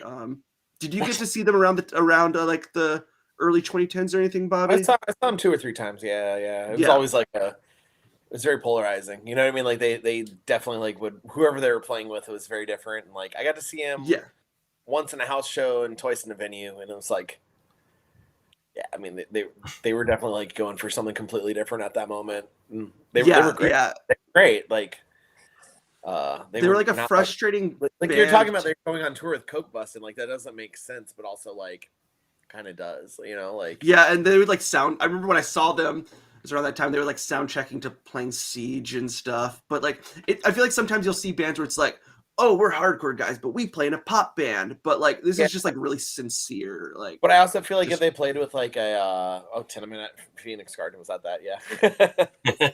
Shout out Sam. I feel like if they played with indie bands, they'd like do a Wall of Noise soundtrack. Yeah, they're very like they're very like confrontational in that way.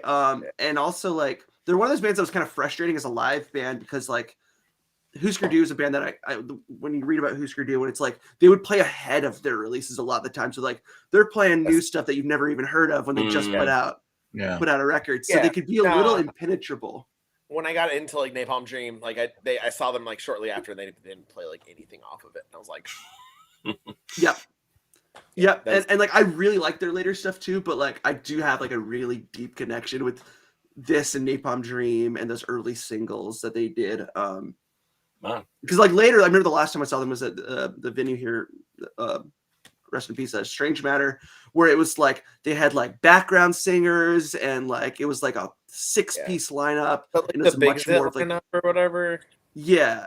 And it was like a very like big kind of full music thing, whereas they're normally like a 3-piece where it's just like wall of noise feedback and stuff, but then interspersed with like just great catchy punk pop songs. Great stuff.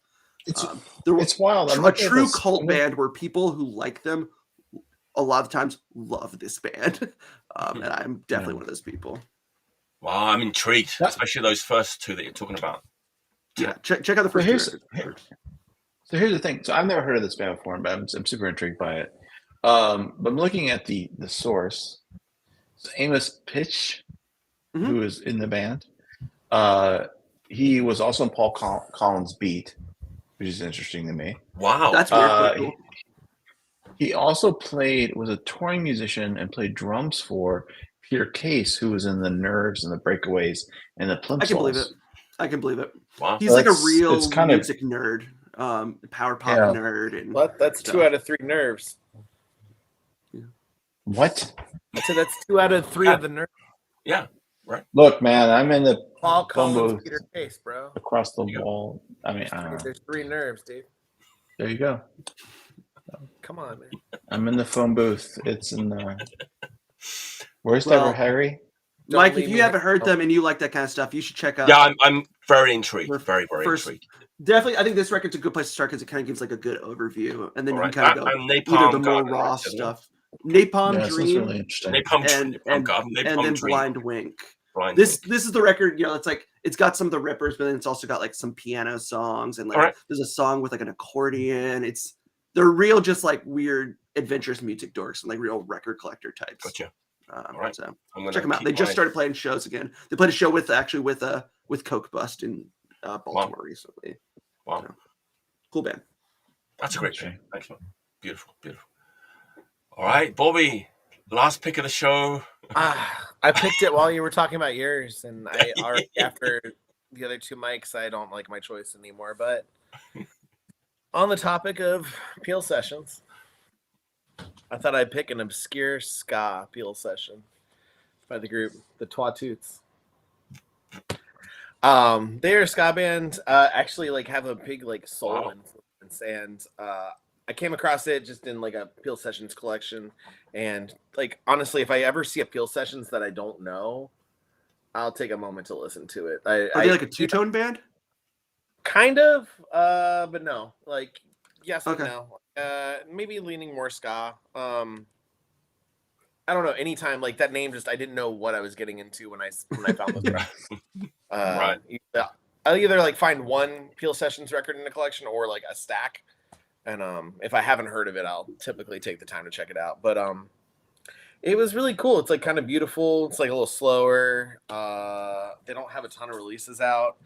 I did recently, what made me think of it actually while we were digging through things is I did pick up one of their full lengths recently, and then it's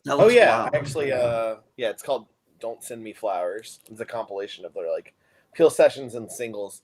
But I picked this one up a few years ago, and it just like kind of stuck out. I don't know. I do like ska, I do like reggae, and this record like hit me a little different. I do collect like two-tone and stuff, and it kind of falls in that category, but I just figured like U.K. like ska from the 80s. It is U.K. It's just like I feel like it very has like a soul influence to it, which is really cool. That's cool. And you're talking about Peel Sessions, and I was like, I'm gonna pull one that maybe will never get brought up on the show ever again. No, that's cool, man. No, that's a cool pick. I'm gonna check that out. We're talking like proper ska, right? Not like ska punk, right? Proper ska. It sounds like Real Big Fish. No, this is like 1982. 1982 England. So. Oh God, it's got to be pretty good, right? Like the right era. Yeah.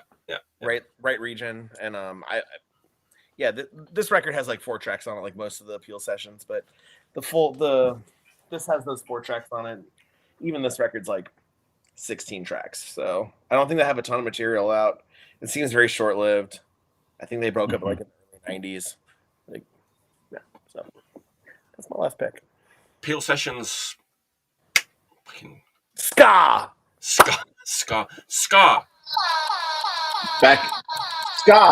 Back again from the dead.